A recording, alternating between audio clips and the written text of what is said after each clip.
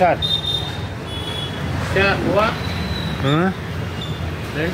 Rent ఇంకా కాలేదా sir?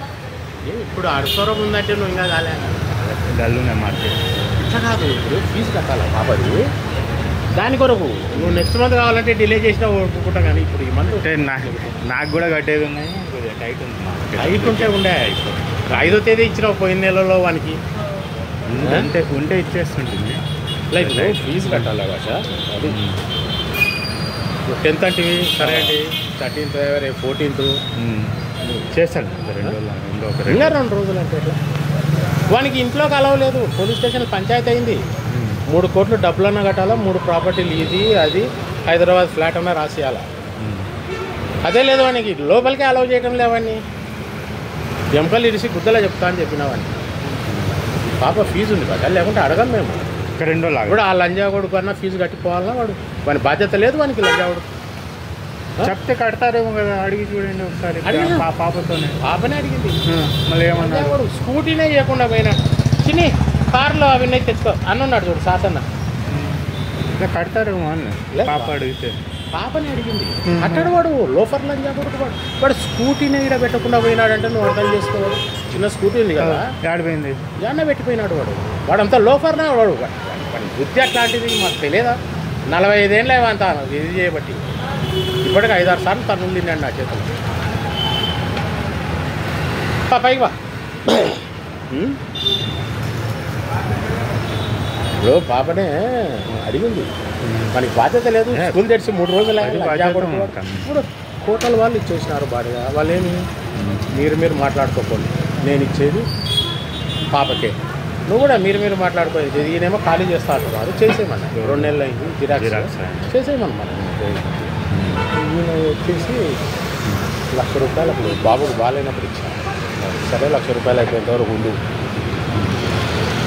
పైన ఆయన ఇస్తున్నారు, ముస్లిమ్సే ఉన్నారు కదా పైన, ఆయన రేపేమో ఇస్తాను. నువ్వు కూడా రేపు చేస్తాను. ఒక 2 రోజులు చెప్తాను. నీ డబ్బులు ఇప్పుడు మేము 2 రోజులు ఎందుకు భయపడతాం సార్? ఎవరికో ఒకటి ఇవ్వాలా, ఇద్దరికి వానికి ఇవ్వద్దు. నీకోటి నీకు నేను పూచి, ప్రతి నయా పైసాకు నేను పూచి. అర్థమైందా? నేనైతే మాట తప్పను కదా. ఇప్పుడు నిలబడుకొని వాడిని బయటికి వెళ్ళదెంగి తినా లేదా? వాడు ఇప్పుడు వచ్చినాడు మొన్న లోపలికి పోతున్నాడా? లేదు. విడిచిపెట్టడం మేము అనుకుంటే ఎత్తుకపోతారు వాడిని, కోవైట్ నుండి ఎత్తుకొస్తారు. తమాషానా? పెద్దోని డబ్బులతోటి కొని దొంగతనంగా చిన్నోని పేరుతో పెడితే పెద్దోడు ఆడిపోవాలా, పాప ఆడిపోవాలా? పాపం ముఖం చూడండి. మేమైతే వాడిని లోపలికి రానియను నేను. వాడిని మొత్తం రాసేయాలి. ఇప్పుడు సిఐ కూడా చెప్పినారు, ఇలాంటి లోపల దిగుతారు. కొత్త వాడు కొంచెం సెటిల్ చేసుకుంటే అయిపోతుంది. సెటిల్మెంట్కి రావటం లేదు భాష. సెటిల్మెంట్కు మేము పెద్ద మనుషులమే, మాకు అన్నీ తెలుసు. వీడు ఏం చేసినాడు, ఏం వీని పుట్టు పూర్వత.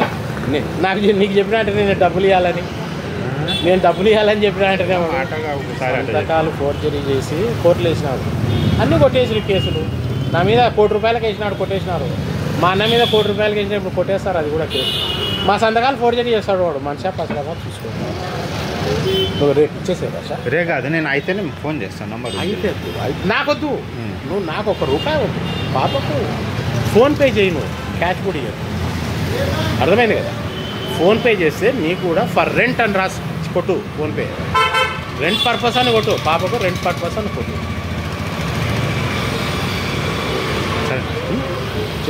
ఇలా ఫీజు కట్టాలి కదా, పాప మర్యాద పోదు. స్కూల్లో పిల్లల ముందర లేచి అడుగుతారు ఫీజు వాళ్ళు.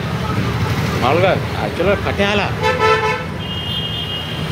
ఇంకా బుక్స్ కూడా తెచ్చుకోలే పాపం. అదే అర్జెంట్.